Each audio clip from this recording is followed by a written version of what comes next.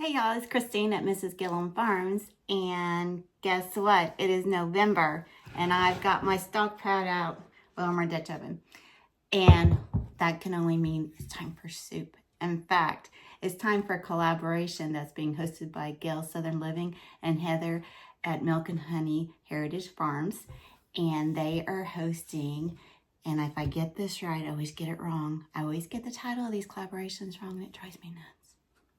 But it is fall, cozy fall soup 24. And we're gonna make some cozy soup. I'm gonna take you over to the oven, but we're gonna make a recipe that I enjoy. I'm not so sure my husband will enjoy it because it doesn't really have any meat in it, but it's a creamy sweet potato. In fact, I'm gonna call it autumn fall harvest sweet potato creamy soup. So hang out with me while I make it.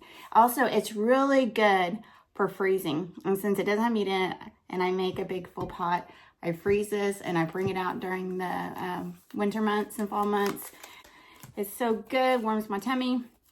And also, I'm pretty sure it's gluten-free, I think. But anyway, you be the judge of it. We'll go over here to the kitchen, or to the stove and start cooking.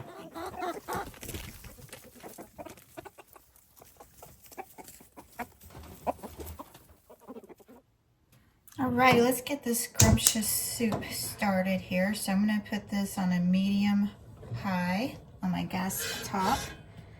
I'm gonna add about a tablespoon to 2 tablespoons of extra virgin olive oil. Then I'm gonna add my 1.5 to 2 cups of celery and 1 medium onion.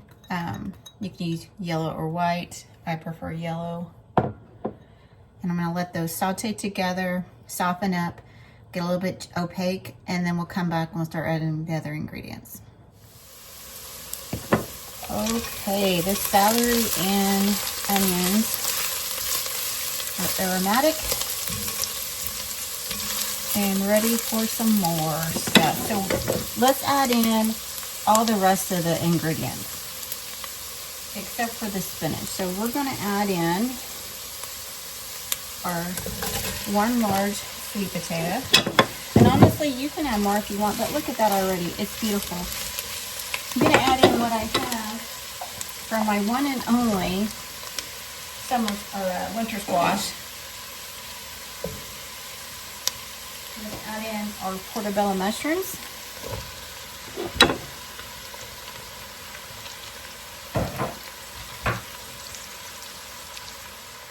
I'm going to add in a cup of my long grain rice. You can use wild grain rice too. Add in my 6 cups of chicken stock, and you can use vegetable stock if you want. Okay, one of the things I forgot to add was 2 bay leaves. And we'll fish those out when it's time.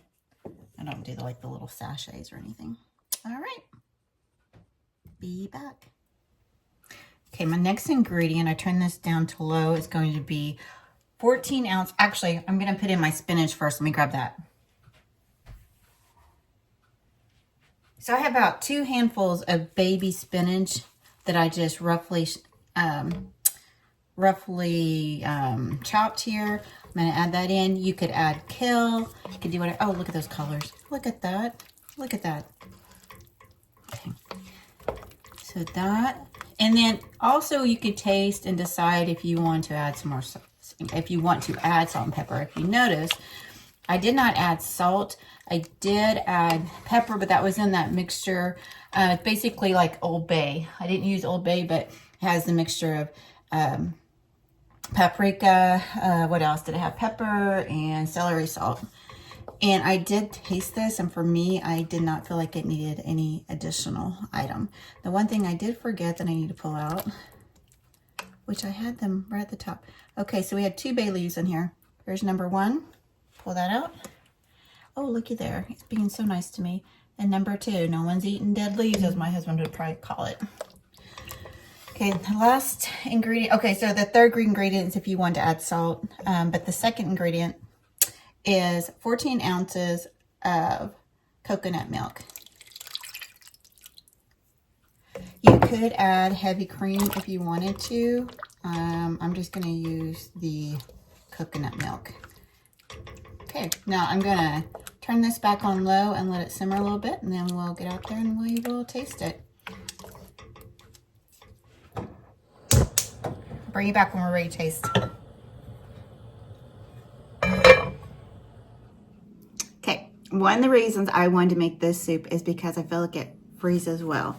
And not all soups freeze well as far as I'm concerned, especially ones that have cream in it. Now, I did use the coconut milk in here. I think that was one of the reasons it freezes well and just warms up very nicely.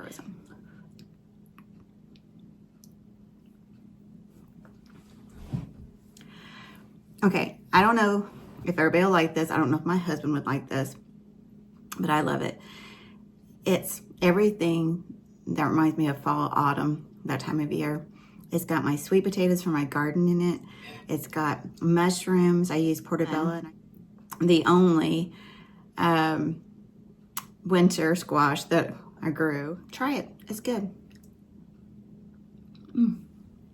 It's just creamy.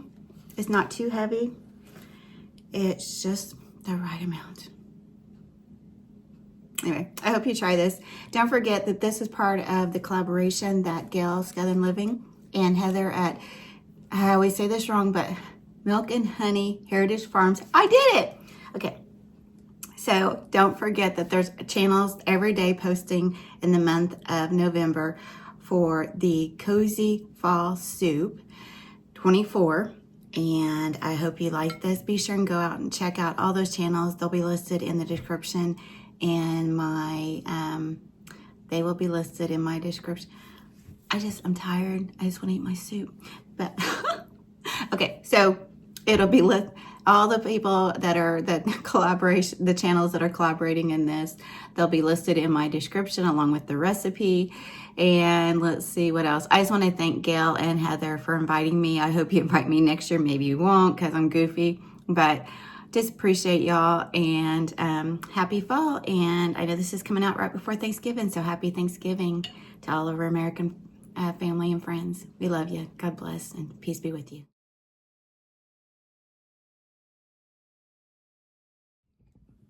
What is this?